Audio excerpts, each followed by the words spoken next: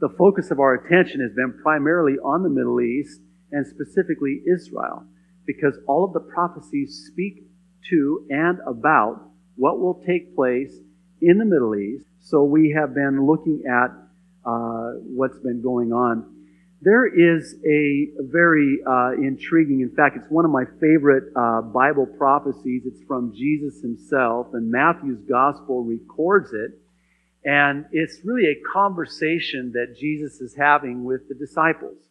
And they ask Jesus a question. And the question they ask him is, what will be the sign of your soon return? What will the world look like? What will be taking place in the world before you come back? And he answers their question, and it's recorded in Matthew 24, verses 6 through 8. Actually, that's really known as the Olivet Discourse. Jesus says, you will hear of wars and rumors of wars, but see to it that you are not alarmed. Such things must happen, but the end is still to come. Nation will rise against nation, and kingdom against kingdom. There will be famines and earthquakes in various places.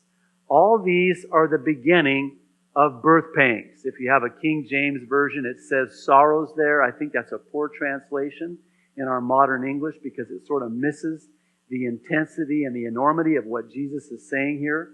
He's saying that it will be like birth pangs. They'll come in shorter frequency and greater intensity.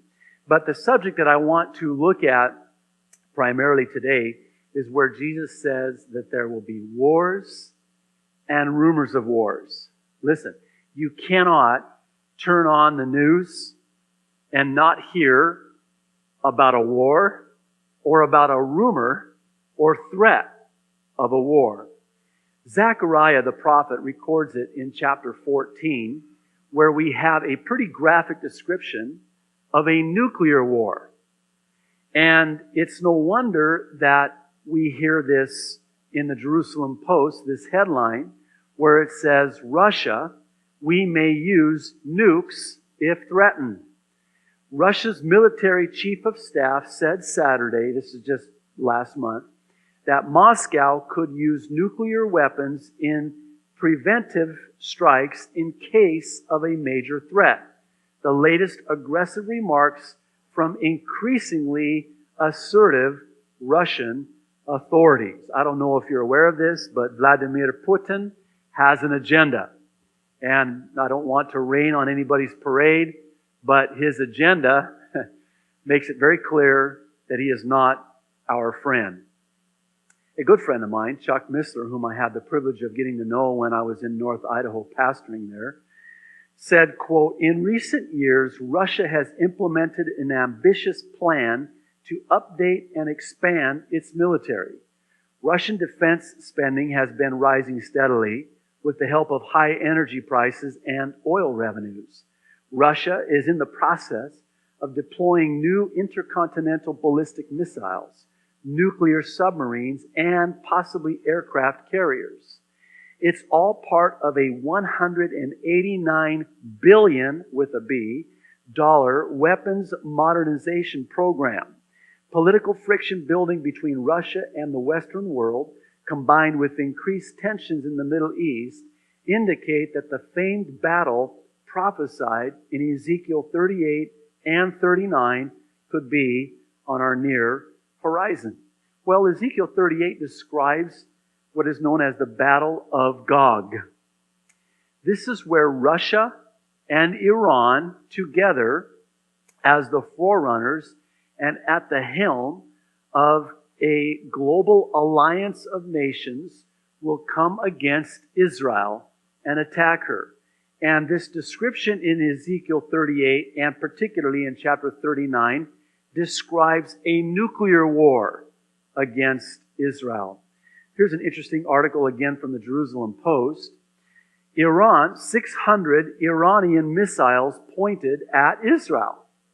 600 Iranian Shihab-3 missiles are pointed at targets throughout Israel and will be launched if either Iran or Syria are attacked. The Shihab missile has a range of 1,300 kilometers and can reach anywhere in Israel. French Foreign Minister Bernard Kouchner said that the nuclear Iran crisis forces the world to prepare for the worst, and said that in this case, it is war. Can I say a rumor of war?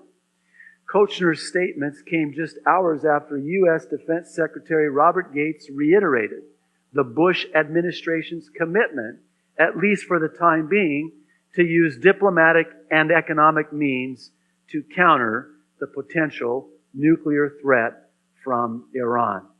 Jesus describes in Matthew's Gospel 24 that in the last days, right up to His return, there will be wars and rumors of wars. The prophets of old, not the least of which are Ezekiel and the prophet Zechariah, some 2,500 years ago, said that there will be, describing even before nuclear armament existed in the world, described that there would be a nuclear exchange. What is striking to me is not so much that Jesus says that these things will come to pass or even must come to pass before the end will come, but I think that what can be missed in all of that is that the end will come. Now, the end of the world is near.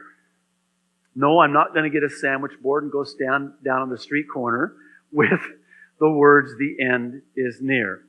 Now, I realize that I run the risk of sounding so doom and gloom when I talk about how that the world is going to come to an end. It would seem that the clock is ticking, and it's just a matter of time. But this world and the things in this world are passing away. And I believe that God is in the process of readying His church, His bride, for His soon return. And in so doing, He is disenfranchising us from this world and the things of this world. The Apostle John said, don't love the world. Don't love the things in the world. Because the time is coming, and we will see that as we are coming to the end of this world as we know it, everything that the prophets foretold is coming to pass, and prophecies are being fulfilled right before our very eyes. I really believe that we are that generation that will see the end. Now, this doesn't have to create doom and gloom. It doesn't have to create fear. If you're saved, God has given you His Word that you will be removed from this world before the destruction comes. In the event the Bible calls the rapture. The rapture takes place before the 7-year tribulation. This is what the Bible teaches. And I realize there are many well-meaning Bible teachers that say that the rapture comes in the middle or even at the end of the 7-year tribulation. But the Bible is very clear that the rapture of the church must take place before the 7-year tribulation. All of these prophecies that we look at during these prophecy updates are prophecies that will be fulfilled in their entirety during the 7-year tribulation. Well, if we're seeing these things come to pass now, and we know that the rapture comes before the tribulation, how close are we? One of my favorite Bible verses is Luke's Gospel, chapter 21, verse 28, where Jesus says, when you see these things begin to come to pass, look up and lift up your head and know your redemption draweth nigh. One of the reasons why we take a look at Bible prophecy every Sunday is because it has an effect and an impact on us. See, the one who has this hope of His soon return, he purifies himself. You might say he leaves no unfinished business with God. He's ready for the soon return of the Lord so that when the Lord comes as a thief in the night, it doesn't catch him or her by surprise. See, the Lord said He will come at an hour when we don't expect it. I think there's a lot of people, Christians as well, who are not expecting or anticipating the Lord's return.